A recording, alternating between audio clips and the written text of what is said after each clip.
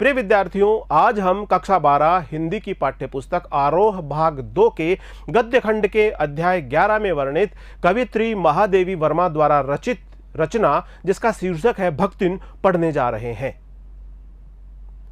Video भाग number 1 में हमने कवियत्री साहित्यकार महादेवी वर्मा का परिचय प्राप्त किया है, इनके व्यक्तित्व के बारे में जाना है, इनके कृतित्व के बारे में जाना है। आइए आज हम इनकी रचना भक्तिन को पढ़ें, इसके बारे में समझें, इसके अर्थ को जानें और इस कहानी में छिपे हुए सार को भी हम प्राप्त करके अर्थ ग्रहण करते हुए समझने का पूरा प्रयास करें।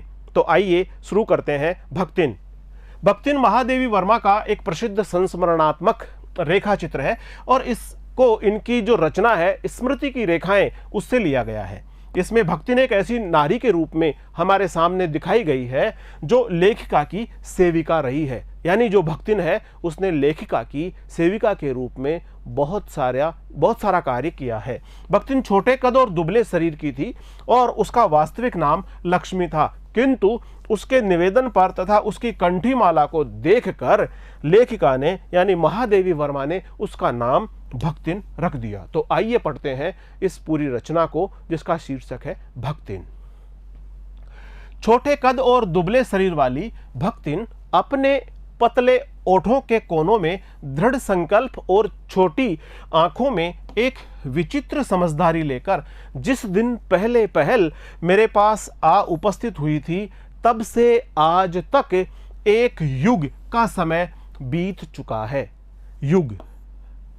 महादेवी वर्मा के पास में भक्तिन आई।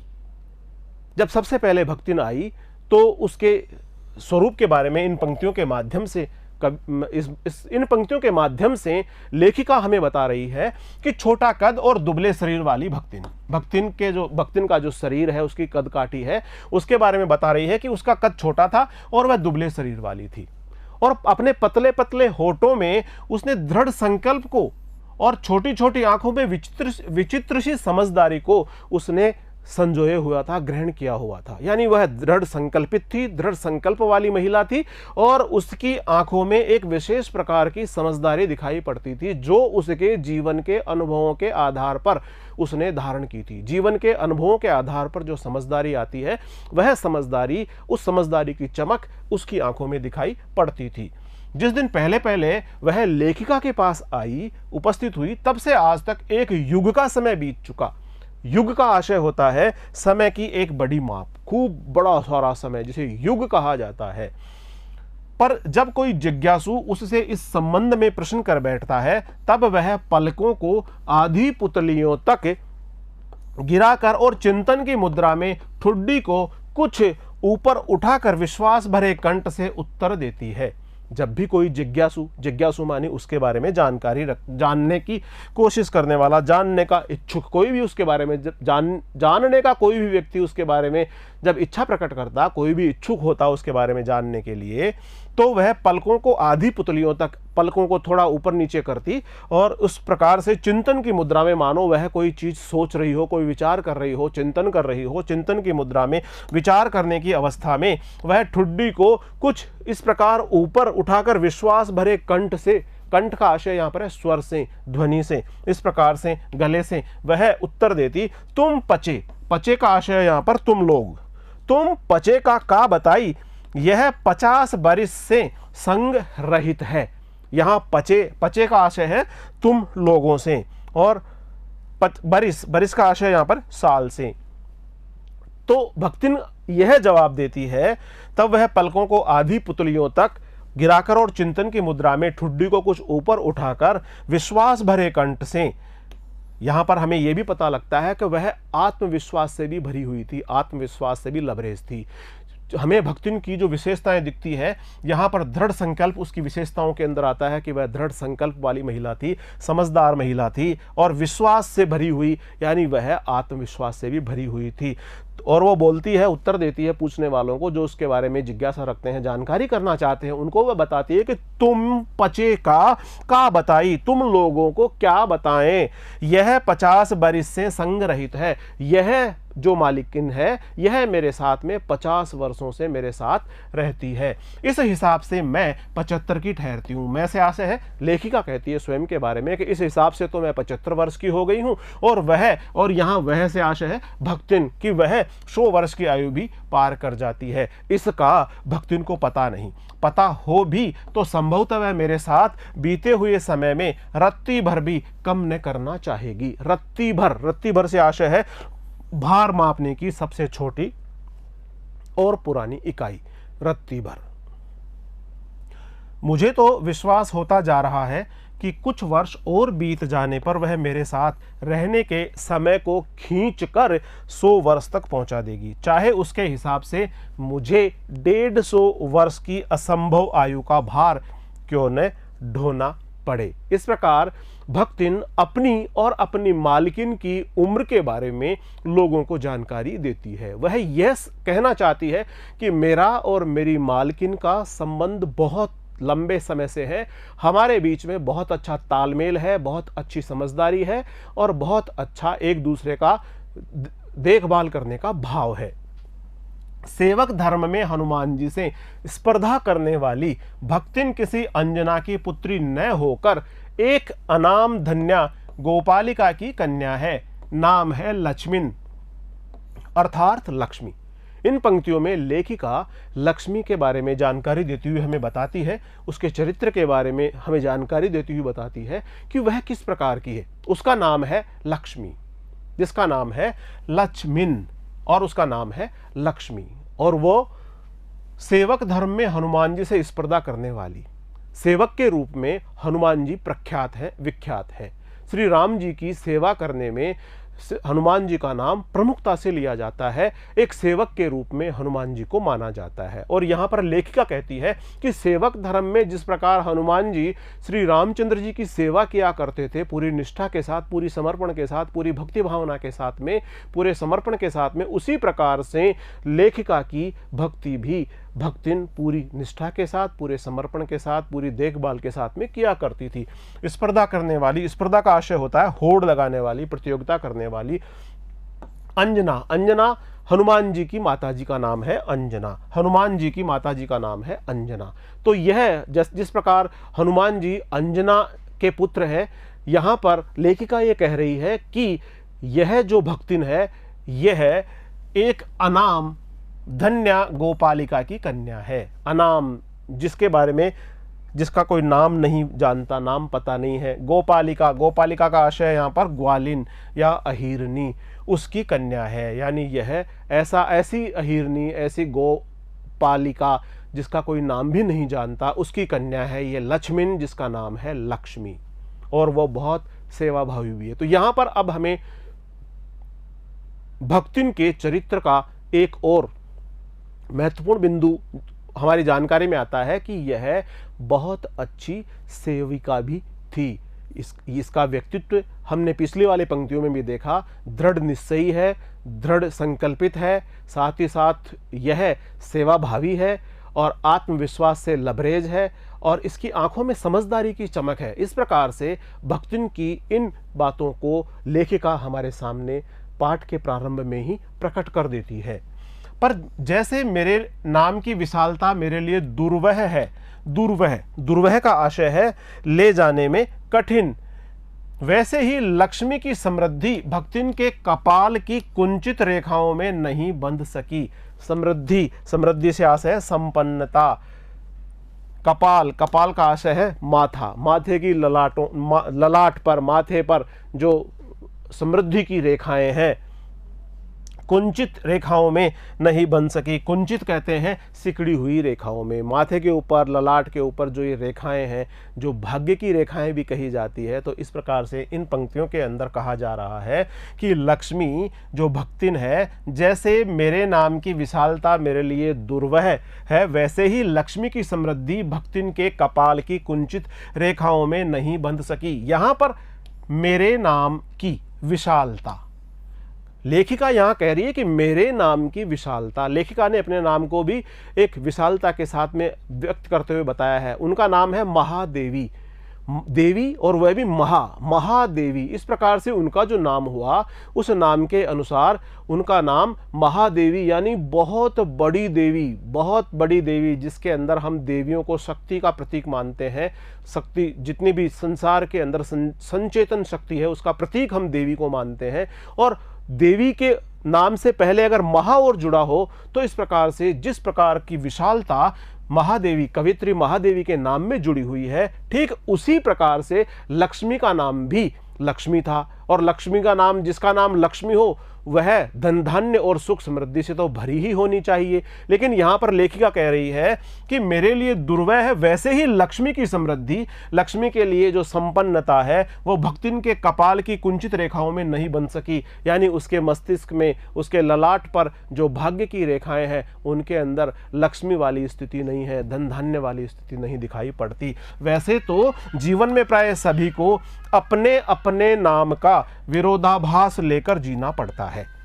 वैसे तो जीवन में सभी को अपने नाम का विरोधाभास लेकर जीना पड़ता है। यहां पर विरोधाभास लेकर जीना पड़ता है से लेखिका का आशय यह है, मान लो किसी का नाम है शांति और उसका स्वभाव है अशांत तरीके से जीवन जीने का, झगड़ा करने का, और इस प्रकार से अपने नाम के विरुद्ध वह आचरण करती है। तो शांति होने के बावजूद उसके जीवन में शांति नहीं है, उसके क्रियाकलापों में शांति नहीं है, उसके व्यवहार में शांति नहीं है, तो ऐसा व्यक्ति विरोधाभास के साथ में जी रहा होता है। पर भक्तिन बहुत समझदार है, क्योंकि वह अपना समृद्धि सूचक नाम किसी को बताती नहीं है। समृद्धि सूचक नाम यानी लक्ष्मी, भक्तिन ने किसी को भी अपना नाम लक्ष्मी नहीं बताया है। केवल जब नौकरी की खोज में आई थी तब ईमानदारी का परिचय देने के लिए उसने शेष इतिव्रत, शेष इतिव्रत के साथ ये भी बता दिया। शेष का आशय होता है जो उसका पिछला, बाकी। इतिव्रत का अर्थ होता है उसके जीवन की घटनाओं से जुड़ा हुआ जो कथाक्रम है, वह इतिव्रत। तो उसके जीवन में कौन कौन सी घटनाएं कब कब घटित हुई, किस प्रकार से हुई, उसको प्रकार की पूरी जानकारी जब अपने इतिव्रत के माध्यम से भक्तिन ने प्रस्तुत की लेखिका के समक्ष, तब उसने इस बात की जानकारी दे दी। केवल जब नौकरी की खोज में आई थी तब ईमानदारी का परिचय देने के लिए उसने शेष इतिव्रत के साथ ये भी बता दिया, पर इस प्रार्थना के साथ कि मैं कभी नाम का उपयोग न करूं। उसने बताया कि मेरा नाम लक्ष्मी है, लेकिन साथ में ये भी निवेदन किया कि मेरे इस नाम का, लक्ष्मी नाम का आप उपयोग न करें तो मेरे लिए बेहतर रहेगा। उपनाम रखने की प्रतिभा होती तो मैं सबसे पहले उसका प्रयोग अपने ऊपर करती। इस तथ्य को वह देहातिन क्या जाने। तथ्य को, तथ्य का आशय होता है इस सच्चाई को। देहातिन, देहातिन का आशय है देहात की रहने वाली स्त्री, देहात में निवास करने वाली स्त्री, ग्रामीण क्षेत्र में, ग्रामीण परिवेश में रहने वाली स्त्री, देहातिन। तो जो उपनाम रखने की जो प्रतिभा है वह भी उसमें नहीं थी, और इस प्रकार से इस तथ्य को वह देहातिन क्या जानती। इसी से जब मैंने कंठी माला देखी, जब मैंने उसकी देखी कि उसके गले के अंदर कंठी और माला डली हुई है, और उसका नया नामकरण मैंने कर दिया, फिर मैंने उसका नया नामकरण कर दिया, मैंने उसको नया नाम दे दिया। जो उसका पहले का नाम था लक्ष्मी, उससे बदल करके मैंने उसका नया नाम दे दिया। मैंने उसके गले में कंठी माला देखी और उसका नाम कर दिया। वह भक्तिन जैसे कवित्वहीन नाम को पाकर भी गदगद हो उठी, और मैंने उसका नाम कर दिया भक्तिन। लेखिका कहती है कि मैंने उसका नाम कर दिया भक्तिन, और वह भक्तिन नाम को पाकर के गदगद हो उठी, प्रसन्न हो उठी, आनंदित हो उठी। भक्तिन के जीवन का इतिव्रत जाने बिना, यानी उसके जीवन में घटित हुई कौन कौन सी घटनाएं थी, इनको जाने बिना उसके स्वभाव को पूर्णतः क्या, अंशतः भी यानी हम थोड़ा सा भी समझ नहीं सकते, समझना भी कठिन होगा। वह ऐतिहासिक झूसी में गांव प्रसिद्ध एक सूरमा की इकलौती बेटी ही नहीं, विमाता की किंवदंती बन जाने वाली ममता की छाया में पली है। लेखिका ने यहाँ पर जिन शब्दों का प्रयोग किया है उनके माध्यम से हम इस प्रकार की जानकारी प्राप्त करते हैं कि भक्तिन के जीवन का इतिव्रत, उसके जीवन में घटित होने वाली घटनाओं की जानकारी प्राप्त करने के पश्चात ही हम भक्तिन के बारे में, उसके स्वभाव के बारे में कुछ प्राप्त कुछ समझ सकते हैं, जानकारी प्राप्त कर सकते हैं। वह ऐतिहासिक झूसी नामक स्थान है में गांव प्रसिद्ध एक वीर पुरुष की इकलौती बेटी ही नहीं, विमाता यानी उसकी जो माता है वह सौतेली माता थी और किंवदंती बन जाने वाली ममता की छाया में पली है। वह उस सौतेली माँ की छाया में पली बढ़ी है। 5 वर्ष की वय का आशय होता है उम्र आयु, वय का आशय होता है उम्र आयु। 5 वर्ष की उम्र में उसे हंडिया ग्राम के एक संपन्न गोपालक यानी जो गायों को पालता है, गायों को पालने वाला ग्वाला की सबसे छोटी पुत्र वधू बनकर पिता ने शास्त्र से 2 पग का आशय यहाँ पर कदम, 2 कदम आगे रहने की ख्याति पाई। ख्याति का आशय है प्रसिद्धि पाई। शास्त्र में लिखा है कि बेटी पराया धन होती है और इस प्रकार अपनी बेटी को पराया धन है जिसके लिए है उसको संभला दिया गया। इस प्रकार की बात यहाँ पर लेखिका कर रही है कि 5 वर्ष की छोटी सी आयु में उसका बाल विवाह हुआ। 5 वर्ष की छोटी सी आयु में ही उसका हंडिया ग्राम के एक संपन्न गोपालक की सबसे छोटी पुत्र वधू बनाकर पिता ने उसको शास्त्र से 2 पग आगे रहने की ख्याति कमाई। उस पिता ने अपने सर का बोझ उतारा। बाल विवाह करते हुए पिता ये भूल जाते हैं कि उसकी कन्या की उम्र अभी घर गृहस्थी संभालने की नहीं है। लेकिन यहाँ पर जो इस लक्ष्मी के पिता थे उन्होंने 5 वर्ष की उम्र में ही अपने सर से इस चीज को उतार दिया और 9 वर्ष की जब ये युवती हुई, 9 वर्ष की उम्र में उसका गौना कर दिया। गौने से आशय होता है द्विरागमन, पति के घर दूसरी बार जाना। एक बार तो विवाह के समय और उसके बाद में फिर दूसरी बार जब वह अपने ससुराल जाती है उसे गौना कहते हैं। तो गौना देकर विमाता ने, जो उसकी सौतेली माँ थी, उसने 9 वर्ष की उम्र में ही उसका गौना कर दिया, उसको ससुराल में भेज दिया। बिना मांगे पराया धन लौटाने वाले महाजन का पुण्य लूटा। और इस प्रकार जिस प्रकार महाजन जो ब्याज पर रुपया देने का काम करता है, एक बार पैसा दे दिया उसके बाद में वह उस पैसे की प्रतीक्षा करता रहता है और यदि पैसा लेने वाला उसकी प्रतीक्षा पर खरा उतरता है, समय से पहले खुद ही आकर के उसका पैसा लौटा देता है, ठीक उसी प्रकार का भाव इन पंक्तियों के माध्यम से लेखिका व्यक्त करती हुई कहती है कि विमाता ने बिना मांगे पराया धन लौटा दिया, यानी समय पर या समय से पहले ही 9 वर्ष की उम्र में ही लक्ष्मी को ससुराल में भिजवा दिया। पिता का उस पर अगाध प्रेम होने के कारण स्वभावतः ईर्ष्यालु और संपत्ति की रक्षा में सतर्क विमाता ने उसके मरणांतक रोग का समाचार जब भेजा तब वह मृत्यु की सूचना भी बन चुका था। लक्ष्मी की सौतेली माता ने लक्ष्मी के पिता की मृत्यु होने की मरणांतक रोग, जिस रोग से वह मरे, उसकी सूचना और उसके समाचार लक्ष्मी को नहीं भिजवाए। समाचार तब भिजवाए जब उसकी मृत्यु की सूचना बन चुकी थी, यानी कुछ समय बीत चुका था, उसके पिता की मृत्यु हुए।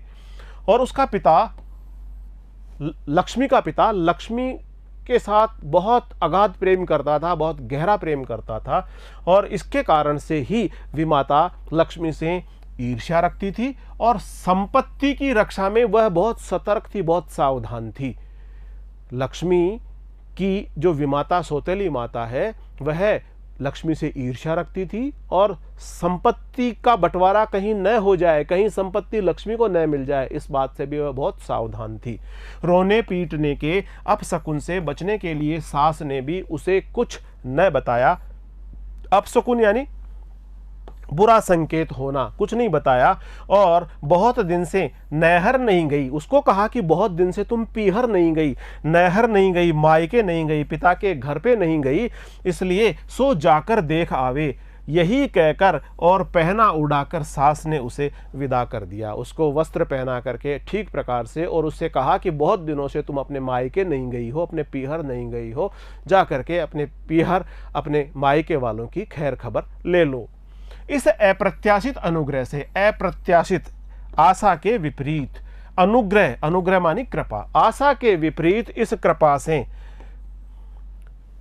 उसके पैरों में जो पंख लगा दिए थे, जब सास ने कहा कि अपने मायके जाकर के अपने मायके वालों से मिल आओ, ये बात सुनते ही इसे अप्रत्याशित अनुग्रह यानी उसकी आशा के विपरीत ये उसके ऊपर अनुग्रह हुआ, उसके ऊपर कृपा हुई उसे ये कहा गया कि मायके जाकर के मिल आओ, और यह सुनते ही उसके पैरों में जो पंख लग गए, पैरों में पंख लगने का मतलब होता है उत्साह से भर जाना, आनंद से भर जाना, उत्साह और उमंग से भर जाना। अपने घर वालों से मिलने का उत्साह, अपने घर वालों से मिलने की उमंग उसके हृदय में भर उठी और उसके पांवों में पंख लग गए। लेकिन गांव की सीमा में पहुंचते ही वे झड़ गए।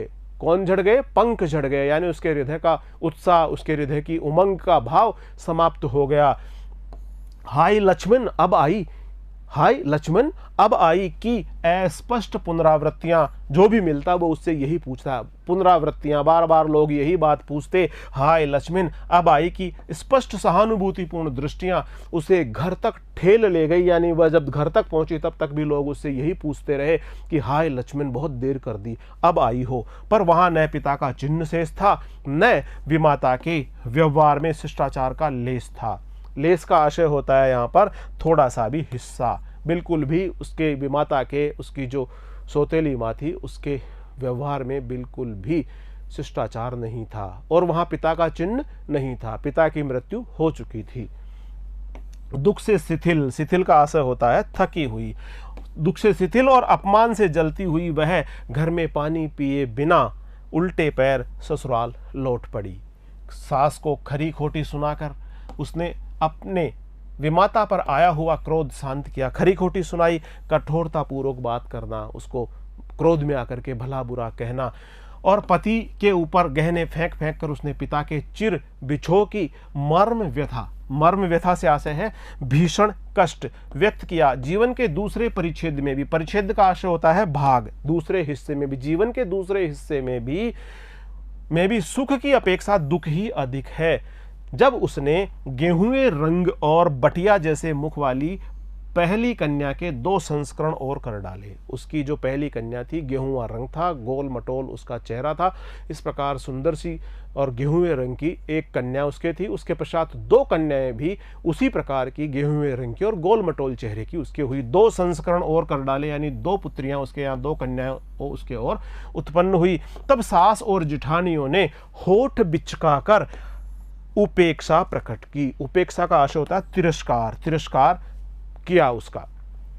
उचित भी था, क्योंकि सास 3 कमाऊ वीरों की विधात्री, विधात्री का आशय जन्म देने वाली माँ। वो जो उसकी सास थी उसने 3 कमाऊ वीरों को जन्म दिया था, और बनकर वो विधात्री बनकर 3 वीरों की मां बनकर के वो मचिया के ऊपर, मचिया का आशय होता है एक छोटी सी चारपाई के ऊपर विराजमान होकर पुरखिन के पद पर, पुरखिन का अर्थ होता है पूर्व की पीढ़ी की सम्मानित नारी, किसी भी परिवार की जो सम्मानित नारी होती है उसके पद पर अभिषिक्त हो चुकी थी। अभिषिक्त का मतलब उसके ऊपर उसको मंडित कर दिया गया था, उसके ऊपर उसको मान लिया गया था। और दोनों जिठानियां काक भुसुंडी जैसे, काक भुसुंडी यानी कोवे के काले रंग जैसे, लालों की, लालों मानी उसके पुत्रों की क्रमबद्ध मानी एक के बाद एक सृष्टि, यानी उसके जो पुत्र उत्पन्न हुए काले रंग के, काक भुसुंडी कैसे रंग के थे वो करके इस पद के लिए उम्मीदवार थी। यानी उसकी जो जिठानियां थी उनके जो बेटे हुए थे वो बेटे हुए, और वो भी काक भुसुंडी रंग के, काले काले रंग के। छोटी बहू के लीक छोड़कर चलने के कारण उसे दंड मिलना आवश्यक हो गया था। लीक छोड़कर चलना, लीक छोड़कर चलने से आशय है स्थापित मान्यता से हट करके काम करना, उसे कहते हैं लीक छोड़ करके चलना। जिठानियां बैठकर लोक चर्चा करती, लोक चर्चा का आशय होता है दुनियादारी की बातें करती, आपस की बातें करती, और उनके कलूटे लड़के धूल उड़ाते, उनके जो काले कलूटे लड़के हैं वो धूल उड़ाते, यानी कोई काम नहीं करते। वह मट्ठा फेरती, मट्ठा फेरती का मतलब होता है मथती, कूटती, पीसती, रांधती। रांधने का आशय होता है दाल सब्जी को उबाल करके पकाना, उसे कहते हैं रांधना। और उसकी नन्ही लड़कियां गोबर उठाती, कंडे थापती, पाथती। जिठानियां अपने भात पर सफेद राब, राब, राब का आशय होता है पतला पतला गुड़। जिठानियां अपने भात पर सफेद राब रखकर गाढ़ा दूध डालती और अपने लड़कों को ओटते हुए दूध पर से मलाई उतार कर उनको खिलाती। वह काले गुड़ की डली के साथ कठौती, कठौती का आशय होता है काठ से यानी लकड़ी से बनी हुई, लकड़ी का बना हुआ बर्तन, उसकी कटोरी में वह मट्ठा पाती, मट्ठा मट्ठा देती उसको, छाछ देती उसको, और उसकी लड़कियां चने बाजरे की घूघरी चबाती। चने और बाजरे से बनी हुई घूघरी, घूघरी होता है यानी उबालकर और भिगोकर जो अन्न बनाया जाता है उसे घूघरी कहा जाता है। इस दंड विधान के भीतर, दंड विधान सजा का जो कानून है उसके भीतर ऐसी कोई धारा नहीं थी कि जिसके अनुसार खोटे सिक्कों की टकसाल, जैसे टकसाल में सिक्के निर्मित किए जाते हैं, टकसाल में सिक्के बनाए जाते हैं, उसी प्रकार जैसी पत्नी से पति को विरक्त किया जा सकता, सारी चुगली चबाई की परिणति उसके पत्नी प्रेम को बढ़ाकर ही होती थी। यहां पर है चुगली चबाई, चुगली चबाई का मतलब निंदा और शिकायत।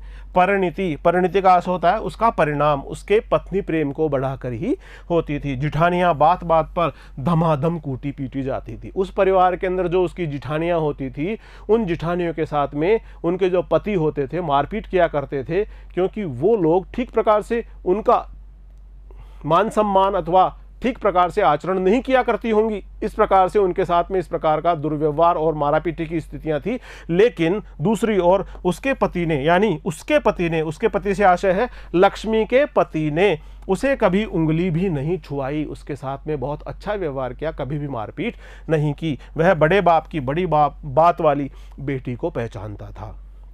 उसका पति अपनी पत्नी को बहुत अच्छी तरह से समझता था और वह ये जानता था कि यह बड़े बाप की बेटी है, बहुत संस्कारी बेटी है और बड़ी कर्मशील बेटी है। इसके अतिरिक्त परिश्रमी, तेजस्विनी, तेजस्विनी, तेजस्विनी का अर्थ तेज से युक्त, तेज से भरी हुई, और पति के प्रति रोम रोम से, यानी पति के प्रति वो पूरी तरह से सच्ची पत्नी को वह चाहता भी बहुत रहा होगा, क्योंकि उसके प्रेम के बल पर ही पत्नी ने अलगोजा करके सबको अंगूठा दिखा दिया। अलगोजा का अर्थ होता है परिवार से अलग होकर के नई घर गृहस्थी बसा करके सबको अंगूठा दिखा दिया। अंगूठा दिखा देना इसका मतलब होता है सबको परास्त कर देना।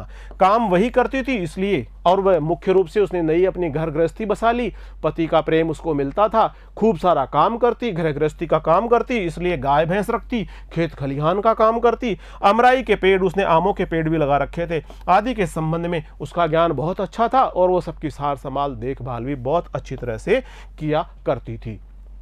उसने छांट छांट कर ऊपर से असंतोष की मुद्रा के साथ और भीतर से पुलकित होते हुए जो कुछ लिया वह सबसे अच्छा भी रहा। साथ ही परिश्रमी दंपति, परिश्रमी यानी ये जो दंपति था पति पत्नी, ये परिश्रम करके अपने आजीविका कमाया करते थे, के निरंतर प्रयास से उसका सोना बन जाना भी स्वाभाविक हो गया था। उनके जीवन के अंदर सुख समृद्धि आनी शुरू हो गई थी। धूमधाम से बड़ी लड़की का विवाह करने के उपरांत पति ने घरौंदे से खेलती हुई, घरौंदे से खेलने का आशय है घर मिट्टी के घर बना के खेलना, इस प्रकार घरौंदे से खेलने यानी बहुत छोटी उम्र में ही उनकी जो दोनों कन्याएं थी और कच्ची गृहस्थी का भार 29 वर्ष की उम्र में पत्नी पर छोड़कर संसार से विदा हो गई। वो दोनों कन्याएं और छोटी सी घर गृहस्थी का भार छोड़ करके उसका पति स्वर्ग चला गया। उसके पति की भी मृत्यु हो गई। जब वह मरा, जब लक्ष्मण का पति मरा, तब उसकी अवस्था 36 वर्ष से कुछ ही अधिक रही होगी, पर पत्नी आज भी उसे बुढ़ऊ कहकर स्मरण करती है, उसे बुढ़ऊ कहती है। अपने पति को लक्ष्मी आज भी बुढ़ऊ कहकर के बोलती है, क्योंकि भक्तिनी यह सोचती है कि जब वह खुद बूढ़ी हो गई तब क्या परमात्मा के यहाँ पर वे यहाँ पर सर्वनाम के रूप में प्रयुक्त हुआ है, ये लक्ष्मण के पति के लिए प्रयोग हुआ है। यहाँ पर उस लक्ष्मी के पति भी या भक्तिन के पति भी बूढ़ा गए होंगे, अतः उन्हें बुढ़ऊ न कहना उनका घोर अपमान है। हाँ, तो भक्तिन के हरे भरे खेत, मोटी ताजी गाय भैंस और फलों से लदे पेड़ देखकर जिठोतों का आशय है जेठ के पुत्रों के मुंह में पानी भर आना स्वाभाविक ही था। उसके घर में परिवार में सुख समृद्धि थी, गाय भैंस स्वस्थ थी, खूब दूध दिया करती थी, उसके खेत में जो अमराई के पेड़ थे वो भी बहुत फले फूले थे। इस प्रकार से उसके पास में सब प्रकार की व्यवस्थाएं ठीक थी और इन सब को देख करके जेठ और जिठोतों के पुत्रों के मुंह में पानी आना स्वाभाविक ही था। इन सब की प्राप्ति तो तभी संभव थी लालच में भर करके वो सब इन सब को हड़प लेना चाहते थे। उसके जेठ और जेठ के पुत्र इत्यादि वो इसकी सारी संपत्ति को हड़प लेना चाहते थे। ये तभी संभव था जब भयू का अर्थ होता है छोटे भाई की पत्नी यानी लक्ष्मी जब दूसरा घर कर लेती, शादी कर लेती, पुनः विवाह कर लेती। पर जन्म से खोटी भक्तिन इसके चकमे में आई ही नहीं। चकमे का आशय होता है धोखा। इस धोखे में वह भक्तिन नहीं आई, उसने दूसरा विवाह नहीं किया। उसने क्रोध में पांव पटक पटक कर आंगन को कंपायमान कर दिया। बहुत गुस्से के अंदर उसने कहा कि मुझे दूसरा विवाह नहीं करना है। कहते हुए कहा, हम कुकरी बिलारी ना होई, कि हम कोई, कुकरी का आशय होता है कुतिया, बिलारी का आशय होता है बिल्ली, हम कोई कुतिया या बिल्ली नहीं है। हमार मन पुसाई का आशय होता है यदि हमारे मन में ये बात चाहेगी, तो यदि हमारा मन इस बात को मानेगा तो हम दूसरा के यानी दूसरे के जाएंगी। यदि हमारा मन मानेगा तो ही हम दूसरा विवाह करेंगी। ना ही तय तुम्हार पचे की छाती पे, यानी तुम पचे की यानी तुम लोगों की छाती पे हो रहा भूंजब। हो रहा कहते हैं हो रहा भूंजब, जो होले यानी आग में भुना हुआ अन्न, उसे होरा कहते हैं। भूंजब का अर्थ होता है उसको आग के अंदर भूनूंगी, आग के अंदर पकाऊंगी। छाती पे हो रहा भूनूंगी, नहीं तो तुम्हारी छाती पर ही मैं अन्न को आग में भूनूंगी। उस प्रकार से ही मैं यहीं रहूंगी, मैं दूसरा विवाह नहीं करूंगी। और राज करब, और मैं राज करूंगी। समुझ रहो, इस बात को समझ लेना, इस बात को अच्छे से समझ लेना कि मैं यहीं रहूंगी, दूसरा विवाह नहीं करूंगी, मैं तो राज करूंगी। मेरे पास में गाय है, भैंस है, अच्छे खेत है, खलिहान है, और मैं ठीक प्रकार से अपने जीवन को यहीं रह करके बिताऊंगी। उसने ससुर, अजिया ससुर और जाने के पीढ़ियों के ससुर गणों की उपार्जित जगह जमीन में से सुई की नोक बराबर भी देने की उदारता नहीं दिखाई। अजिया ससुर का मतलब होता है ददिया ससुर यानी पति का दादा। अजिया ससुर पति का दादा। इसके अतिरिक्त गुरु से कान फुकवाकर, कान फुकवाने का आशय होता है गुरु मंत्र ले लेना। कंठी बांध ली, अपने गले के अंदर कंठी बांध ली, कान फुकवा लिए, और पति के नाम पर घी से चिकने केसों को समर्पित कर अपने कभी न टलने की घोषणा कर दी। उसने कह दिया कि अब मैंने कंठी धारण कर ली है, मैंने मेरे बाल समाप्त करवा दिए हैं, और अब मैं बिल्कुल पूरे दृढ़ संकल्प के साथ में अपने जीवन पर जो मैंने संकल्प लिया है उससे मैं टलूंगी नहीं, हटूंगी नहीं। भविष्य में भी संपत्ति सुरक्षित रखने के लिए उसने छोटी लड़कियों के हाथ पीले करने से आशय है उनका विवाह कर देना। हाथ पीले कर उन्हें ससुराल पहुंचाया और पति के चुने हुए बड़े दामाद को घर जमाई बनाकर रख दिया। इस प्रकार उसके जीवन का तीसरा परिच्छेद आरंभ हुआ। परिच्छेद का अर्थ होता है भाग। उसके जीवन का अब तीसरा भाग शुरू होता है। भक्तिन का दुर्भाग्य भी उससे कम हटी नहीं था। भक्तिन का दुर्भाग्य भी उससे कम हटी नहीं था।